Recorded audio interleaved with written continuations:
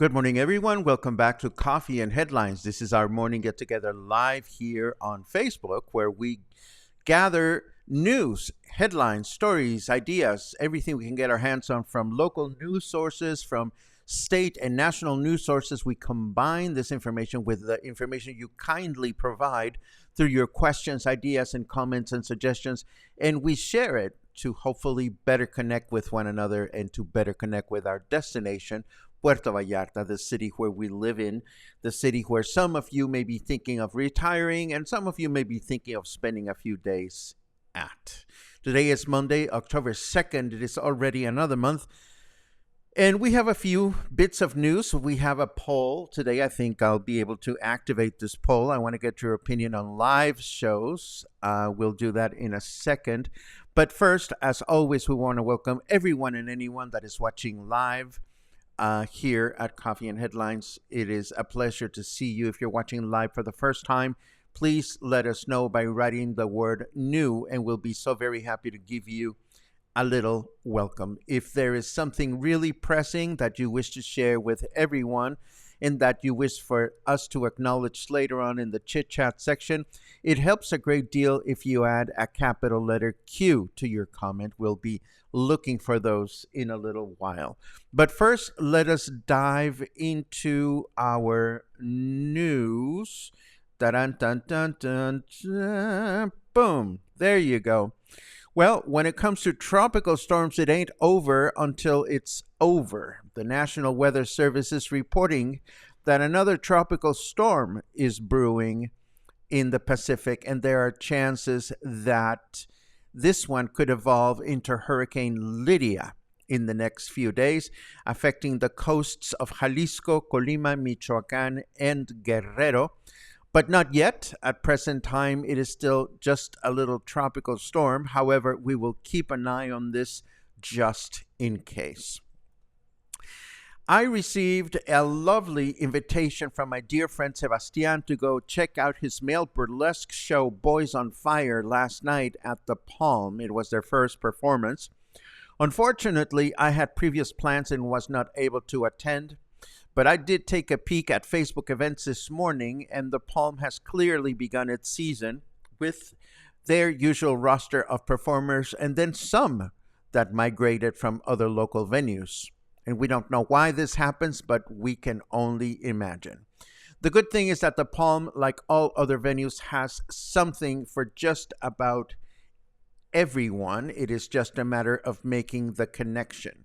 Now, here at Coffee and Headlines, we've asked this question before, and we'll ask it again this year. I'm going to activate the poll, and the question in the poll is, how interested are you in live shows presented at local venues? Or more specifically, how interested are you in seeing this reported here at Coffee and Headlines? It is no secret excuse me, I have very strong opinions on some of the local shows or the kind of entertainment that is produced at these venues, which does not always align with everybody else's. But ultimately, my primary goal here at Coffee and Headlines is to provide information that allows you to make connections. So, based on your poll results, we will take a look at just how much we want to do the coverage here and how much we want to leave it to the own venues to do things.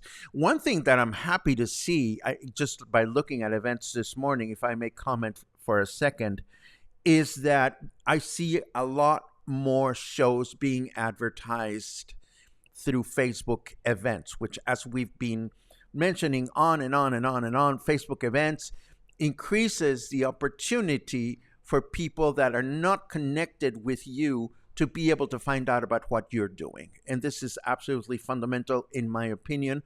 If there's a wish that I have for any event producer, including myself, I suppose, is that we become more proactive at not only providing information, timely information about the content of our events, the nature of our events, but also providing compelling reasons why we should go. You know, and I'm not saying this because I need to be begged to attend. Nobody needs to be begged to attend anything, but given the increase of events and activities that we see every year, and I am sure that this fall will not be an exception, you know, from the point of view of one that is sitting at home wondering what to do, you know, to just say Joe Blow is going to be singing the classics by Tom Jones, you know, I mean, is that going to be enough to compel you to get off your chair and go and check it out? So the point that I'm trying to make here awkwardly is, if you're producing an event, you know, make sure that you provide enough information to justify somebody attending the event. And that's just my selfish wish. And we'll take it from there. We'll take a look at the results from your poll in a second. First, I want to continue with a couple more news items. The first one is another event. Baromorphosis, which is an exhibition of sculptures made of barro, the Spanish word for clay, is coming this week to Los Mangos Library. The event is organized by local artist Oscar Rolón, who is known for his ongoing series of sculpture classes. There is more information in the event, which will be provided in the show notes, but good for them. I've been seeing a lot of posts about this event, both on the artist's personal website and I mean his Facebook page and so forth. So it is nice to see once again that there is an event in which the producers are caring enough to give us an ongoing chronicle of how they're preparing for the event. Something that I think is very, very helpful to many. And now, this one did not happen here, but it did get me bursting out laughing this morning. Apparently, a Mexican passenger landed in Los Angeles with a bottle of Tajín in her possession, and she made this video that went viral because the customs agent he felt compelled to inspect it for cocaine content. The video lasts about a minute, and she is even happier with her precious powder once it turns out to be absolutely harmless. But you may be wondering, what is Tajin and why it should matter and why you should buy it next time you go to the supermarket. If you don't know Tajin, I will tell you all about Tajin after the weather break. Let us take a quick look at what's going on out there. GLaDOS and I, or GLaDOS, I don't know how you would pronounce that in English. GLaDOS and I had a thing once. It did not end well. There was cake everywhere. I think GLaDOS is a character from a video game of sorts. But what we're concerned about is our temperature, our weather forecast. It is 29 degrees right now. Humidity is at 75%. And our temperature in Fahrenheit degrees is 84 degrees. Our weather forecast for today says mostly cloudy skies in the morning with thunderstorms in the afternoon, a chance of rain of 63%, a high of 33, and a low of 26. Then tomorrow, it's mostly cloudy skies in the morning with thunderstorms in the afternoon, a chance of rain of 66%, a high of 33, and a low of 25. Then Wednesday, we will have rain in the morning with thunderstorms in the afternoon, a chance of rain of 89%, a high of 32, and a low of 25. So much for this elusive big chance of rain that we were first had scheduled for the weekend, and then it was scheduled for today. And I just don't see it. I just do hope that we'll get a lot of rain sometime in the near future. Let's see. Purim pum pum pum pum. Let me talk to you about Tajín first, and then we'll take a look at the results of our poll. And again, if you don't know what Tajín is, you probably tasted it. You've seen it in the supermarket. Tajín, for starters, is a Mexican company. It was founded in 1985 by Horacio Fernandez.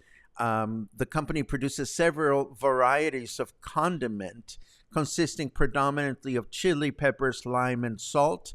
It is based in Zapopan, which is within the Guadalajara metropolitan area. And their trademark product is called Tajín, just like the company. It is a seasoning powder that was created by Fernandez, the founder's grandmother, Mama Necha was her nickname, the grandmother. It was a sauce. And the owner of the company wanted to recreate the sauce in powder form so that he could market it, and was intent on developing a process to dehydrate the chilies and limes. And he happened to be visiting the pre-Columbian archaeological site El Tajín in the state of Veracruz. And that's when he decided to come up with the name for his company and his product. Tajín has been a national product for ever since, and it entered the U.S. market in 1993. What is it? If you don't know Tajín, well, it's this spicy, wonderful condiment that we sprinkle on corn. We sprinkle it on fresh fruit. We rim our margaritas with it, and it is great with popcorn. It is such a versatile product, and it is very inexpensive. You would find it in any supermarket. But I was amused to be visiting the Four Seasons some time ago, and I think, okay, I'm going to throw out prices that are just, I'm making these things up. You know, if Tajín is 35 pesos a bottle in the supermarket, you know, the convenience store at the Four Seasons was selling the same bottle for like 300 pesos or something absurd like that. So if you haven't tried Tajín before, you know, do yourself a favor. You know, you're going to lose 20 or 30 pesos in the process, maybe $1.50 American. But go to the supermarket, or next time you go to the supermarket, buy a container of it and just go ahead and sprinkle it on some fresh fruit, or throw it in your popcorn, or just dab a little bit on the palm of your hand and lick it. And it is a very Mexican thing. And definitely something you want to experience at one point. Or if you've been to a local bar and have asked for like a poblano pepper margarita or some exotic cocktail like that, and there was a reddish powder rimmed on your glass, you probably have tasted Tajín already. And now I'm going to take a look at the results of your poll before we continue with our chit chat section. And I see something that is not very surprising to me. The highest number is 46% of you are interested in live shows. 34% of you are only somewhat interested in them. And 20% of you are not very interested. Now, this is not particularly new information for me based on what we've been doing here at Coffee and Headlines in the last 3 years or so. What would be interesting for me and maybe for you too, is to understand why you are not as interested in live shows. I wouldn't mind, if you don't mind yourselves, to write a short comment saying, if you're not very interested in local venue shows, would you write why you're not very interested? Just a few words so that we can get a sense as to why that is. My personal take has always been that, for better or worse, most of the entertainment, and I could be wrong, but most of the entertainment provided at the venues is targeting tourists. So when you're not a tourist, then by design, you're not going to be as interested. Of all the entertainment that we see, there are a handful of spectacular performers that do make it into town that are definitely worth anybody's time and budget and attention. But that is just me and the way I see things. I love to keep an eye on some very specific performers that I'm familiar with, or whose performance level is evident, but that's not always the case. And that, my friends, brings us to our Chit Chat section. And let's see what is on your mind this morning. I see good mornings and a good afternoon, which is wonderful. Pat is moving to her new home in Versailles today. Can't wait for the welcoming party. Hint, hint. Let's see. Oh, this is good news. Thank you, Ben, for keeping us posted. I know that you were going to have your knee replacement. Thank you for keeping us posted and letting us know that everything went okay. I know physical therapy can be frustrating at times, but just take good care of it, and the investment will pay off, I'm sure. Sending good vibes your way, and I know that everybody else is as well. Pum. Oh, shit. Fuck. I was going to tell you of this spectacular dinner that I had at Oculto over the weekend, and I totally forgot to prepare that. And I don't want to just improvise because it was really stunning. Let me postpone that for tomorrow. All I can say is, next time you see Oculto scheduling a special dinner like the one they scheduled this weekend for corn, go. Just go. Why you should go, I'll tell you that tomorrow. I promise. Damn, I totally forgot. Let's see. My bad. Oh, and I went to see that movie, The Creator. It was wonderful. It was wonderful. It was science fiction without the juvenile touch of some of the more commercial films. Gary says, I don't attend but don't mind hearing the information. Nice to know about all events so that one may choose. There are tons of options. That's the problem. Personally, Tony, what I tend to do is I try to look through the events section on Facebook, and I try to see what the events themselves have to say about their own event. If an event is just writing, Joe Blow is going to perform oldies on Thursday, and the event doesn't tell me why or what's so amazing and spectacular about that event, it gets not included. So I'll continue to keep an eye, and I'll continue to look for events that are really enticing. Enticing is the word for me. So excited! I am starting my first day of the Dead Templo in my front patio. Luisa, good for you. That is excellent. There's an oh my God! Good movies are finally coming back. Paco, you gotta watch this with Muffin. I carry you with me.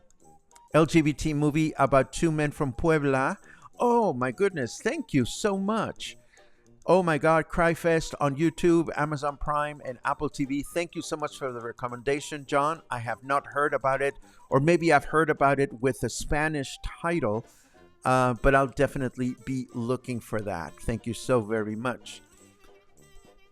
And then I see your Tajin comments. You know, some of you know, some of you may not. Tajin makes a great margarita rim. I put that shit on everything. Well, I wouldn't put it on my privates because that would be a little painful.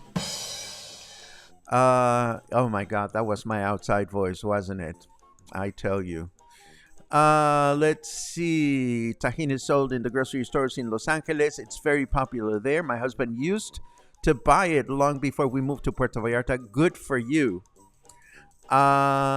Say, Paco, have you heard how Amy Armstrong is doing? I have not, but I'm going to hope that no news is good news.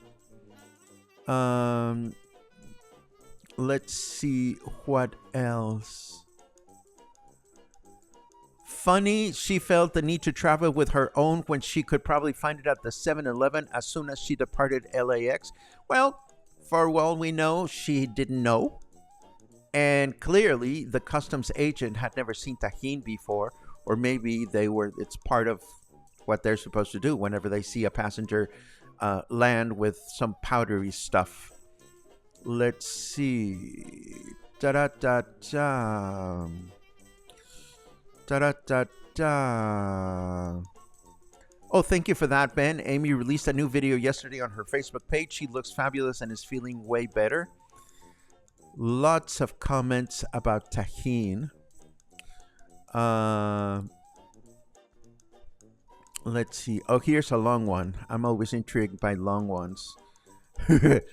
Buen dia, Paco. I know you reported last Wednesday that Zapal said the water repairs in Center and El Cerro were 90% completed, but there is a big section of El Cerro that is still without water, including my building. Any further information and or is there anything to be done to get water back to this area of El Cerro? First of all, Donnie, thank you for reporting. Secondly, when I reported 90%, it was based on what I read from credible sources. Then I heard from other people that I know that there are some parts of El Cerro that are still suffering without or struggling without water. I am very sorry to hear that. I have not read any further updates on the matter, Donnie, but I will be more than happy to keep an eye on this, and hopefully this will be resolved sometime in the near future. What a bummer. I feel for anyone that does not have running water right now. Lisa says I could not live without live shows. Fair.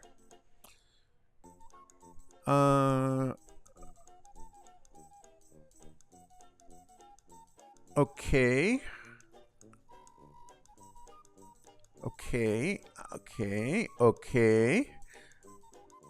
Another basic for cut an orange in half and sprinkle some Tajín and suck on the fruit and repeat. So yummy. I have an addendum to that. Do that and then take a sip of mezcal and repeat. That to me is my best favorite way to consume Tajín. Tajín sprinkled on a slice of orange with a little shot of mezcal to sip, not to chug, but to sip. That is the way to do it. More comments on Tajín. Mingo says, I'm interested on any Mexican tradition shows, mariachis, folkloric dancers. Well, you know, I'm glad to hear that, Mingo, because we do like to report on those, and we will continue to do that. Thank you for the feedback. Sue says, many of the shows are too expensive for someone on a limited budget. I can appreciate that. Claude says, for me, the shows are really for the tourists. The shows are really based on that type of entertainment. Also, the costs detour me. I hear that. Another one, Lucas says, I recognize the talent is worth every peso, but the cost is a detractor. That's 3 in a row. Well, we already know that entertainment in Puerto Vallarta is ridiculously expensive. Um, but it is comforting to see that I'm not the only one that feels that way. Chris says, I'm more interested in attending the odd live event if it's music and the music that interests me, rock or blues. Fair enough. Let's see. Da-da-da-da-da. I keep track of what the live shows are by word of mouth from friends and decide what I want to see by their recommendations. That's good to know. And Tony and I seem to be on the same page. Like you, I look for the ones I've seen previously and enjoyed. I agree with that, Tony, but I think it's also easy to get stuck in this routine of always seeing the same things. Like, I know that I have my favorites that I'm going to see every year. And whenever I see new names that don't ring a bell to me, I am immediately drawn to find out what makes them special or what makes them unique. If they are good enough to convey that information themselves, that is awesome. If not, it is what it is. Let's see.